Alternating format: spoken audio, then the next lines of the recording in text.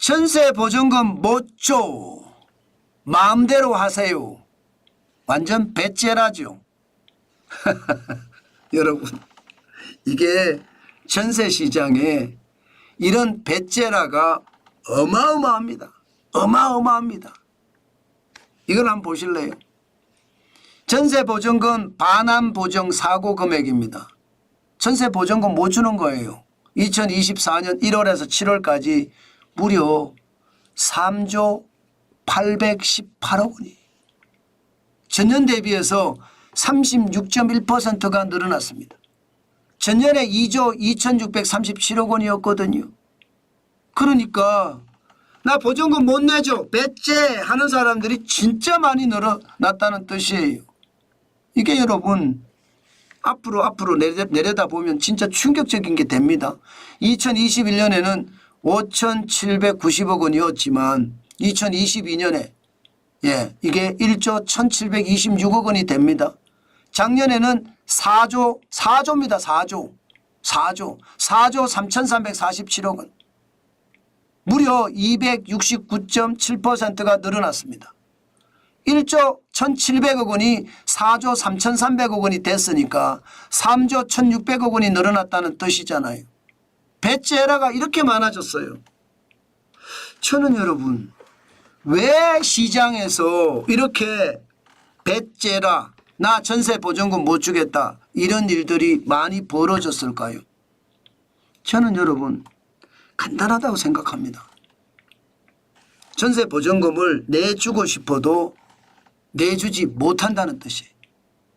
돈이 있는데 나 못 내주겠다 배째라 그게 아니에요. 제가 보증금 못 줘 배째라 이렇게 썼지만 사실은요 내주고 싶어하는 사람들도 돈이 없어서 못 내주는 거고 또 너무 많이 올렸기 때문에 못 내주는 거예요. 왜? 임대차 3법이 2020년에 시작이 돼서 2021년 2022년 올라가면서 전세 보증금을 계속 올렸잖아요. 계속 올렸습니다. 그럼 전세 보증금은 계속 올라갔을 거 아니에요. 그런데 경기는요. 경기는 계속 침체예요. 벌이가 적어요. 그러면 임대 사는 사람이 야 임대 보증금 내기도 쉽지 않고 월세 내기도 쉽지 않네. 이렇게 되면서 작은 데로 좁혀가자.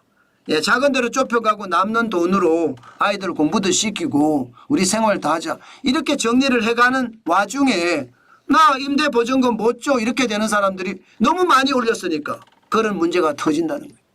지금 현장에서는 이거 심각하게 받아들이고 있습니다. 그만큼 배째라가 많아졌다는 뜻이에요. 2024년 1월에서 7월까지가 3조잖아요. 건수만 하더라도 14,250건입니다. 이대로 가면 올해는 얼마나 될까요? 5조 넘었을 거라는 게 예상입니다. 시장의 예상이 5조 넘었을 거라는 게. 그 정도로 지금 심각하다는 거거든요. 그러면 뭐가 문제인지 정확히 진단을 내리고 거기에 필요한 정책을 써야 하잖아요. 그게 정부입니다. 정부 뭐 하고 있죠? 도대체 정책을 펴나요? 임대차 3법이 문제다. 특히 임대차 3법 중에 계약갱신 청구권제가 문제다. 이거 지금까지 여러 번 이야기해 왔던 거예요. 전세 기간을 2년에서 4년으로 늘렸잖아요. 그러니 전세 보증금은 더 비싸지는 건 당연하지 않겠습니까? 4년 동안 근데 경기가 어떻게 될 줄 알아요? 경기가 무너지면요. 내주지 못하는 사태가 벌어지는 거예요. 경기가 좋아지면 4년 후에 더 올릴 수도 있겠지만요. 근데 지금 그런 문제가 터진 거예요. 저는 이런 게 참 안타깝지만 이게 열심을 다해서 내 임무에 충실한 게 아니라 지금 현장은 겉으로 수박 겉핥기로 보고 장관직을 누리는 사람이 많기 때문에 이런 문제가 발생한다고 생각을 합니다. 이거 저는 죽기 살기로 개혁을 해야 되거든요. 근데 죽기 살기로 개혁 안 해요. 실질적으로도 보면 여러분 이게 죽기 살기로 개혁 안 한다는 게 핵심이 전세금을 정부가 계속 미워주고 있습니다. 정부가. 작년에만 해도 3조 5,540억 원을 메워줬습니다. 3조씩이나. 이게 국고가 다 날아가는 거예요. 국고가. 2020년에 9,241억 원인데 1년 사이에 284.6% 2조 6,299억 원이 늘었잖아요. 그런데 올해 보세요. 올해는 이대로 가면 4조가 넘어설 겁니다. 4조가. 전년 대비해서 말입니다. 46.5%. 정부가 메워주는 게. 뭐 정부라고 이야기하면 또 그런가요? 예. 주택도시보전공사인데 주택도시보전공사 공사잖아요. 공기업입니다. 공기업에 돈이 부족하면 어떻게 됩니까? 정부가 출자를 해서 더 키우잖아요. 그 출자금은요. 여러분들의 세금입니다. 여러분들의 세금이 지금 계속 줄줄줄줄줄줄 세고 있다는 거예요. 줄줄줄줄. 게다가 여러분 대입변제금을 회수하는 것도 굉장히 못하고 있어요. 지금 2023년에는 이 3조 3,540억 원을 정부 돈을 내주고 회수한 게 14.3%. 충격적이지 않으세요? 2019년만 해도 58%. 이게 진짜 제가 봐서는 정부가 이게 도대체 뭐하나 이런 생각이 들 겁니다. 2024년 6월에도 3월 말 현재입니다. 3월 말 현재 올해도 17.2% 대입 현재 하지 못하고 있습니다. 참 심각하죠.